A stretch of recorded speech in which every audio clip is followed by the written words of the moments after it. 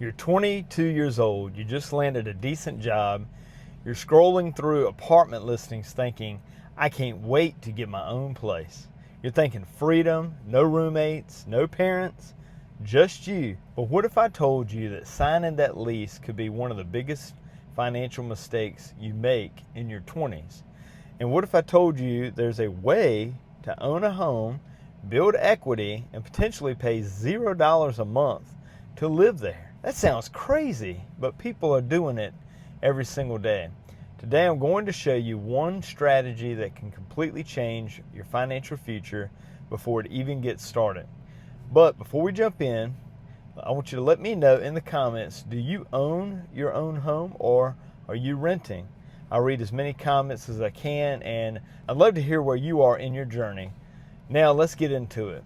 Most people grow up believing there's only one path. You graduate, get a job, rent an apartment, eventually buy a house, then you spend the next 30 years paying it off. The problem is, rent is one of the biggest wealth killers out there. Every month you're writing a check to someone else, and when it's over, you own absolutely nothing. Now, don't get me wrong, sometimes renting makes sense. If you're moving frequently or you're in a short-term situation, renting can be the right decision. But if you're planning to stay somewhere for a while, there may be a much better option. Instead of making someone else rich, what if your housing actually helped make you rich? The strategy is called house hacking. And honestly, I wish someone had told me about this years ago. House hacking simply means buying a property and renting out part of it so that your tenants help pay your mortgage. That could look like buying a duplex and you live in one side while renting the other one out, or buying a home with a finished basement or an apartment, buying a 3 or 4 bedroom house and renting the extra bedrooms out.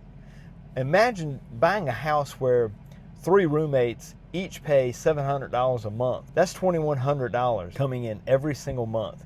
If your mortgage is around that amount or even less, you could literally live there for free. Some people even make money every month while living in the property. Think about that. Instead of paying rent, your house pays you. Now, I know what some of you guys are thinking. You're thinking, Josh, I don't have the money. My credit isn't good enough. I don't qualify. I hear all that all the time, but here's the truth, guys. You might be much closer than you actually think. Many first-time home buyer loans only require about 3% down, plus your closing costs.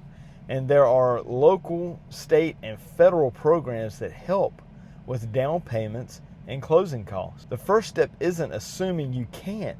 The first step is talking to a good mortgage lender or broker and asking, what do I need to do to qualify? Maybe it's paying off some of your credit card debt. Maybe it's saving for 6 more months.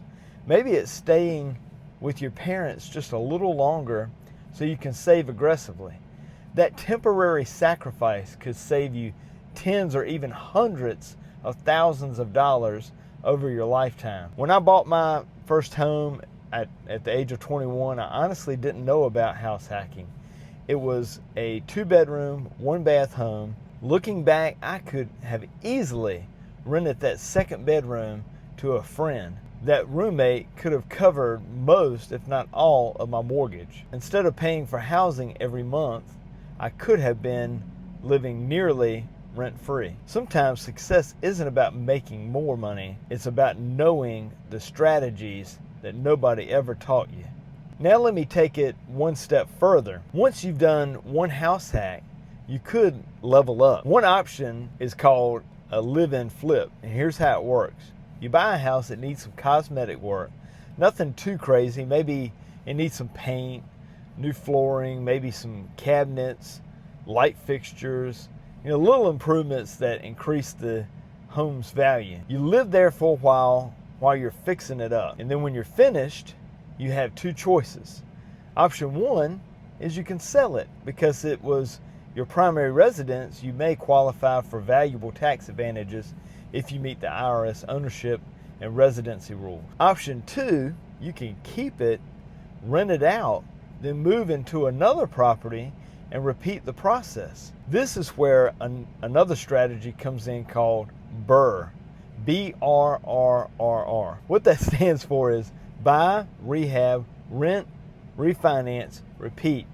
The refinance lets you tap into the equity that you've created and use that money toward your next investment. One property helps fund the next one, then the next one, then the next one.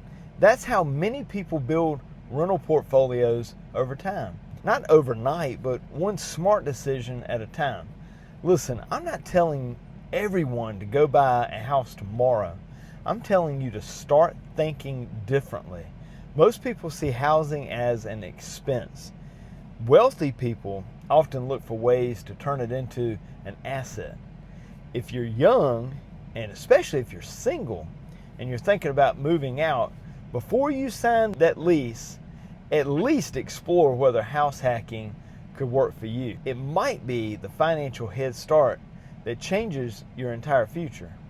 If you'd like some help figuring out where you are financially, I've got something for you.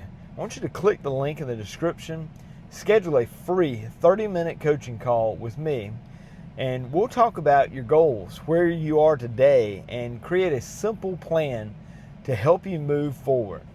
If this video gave you value, do me a favor. I want you to hit the like button, subscribe to the channel, and turn on notifications so that you don't miss any future videos.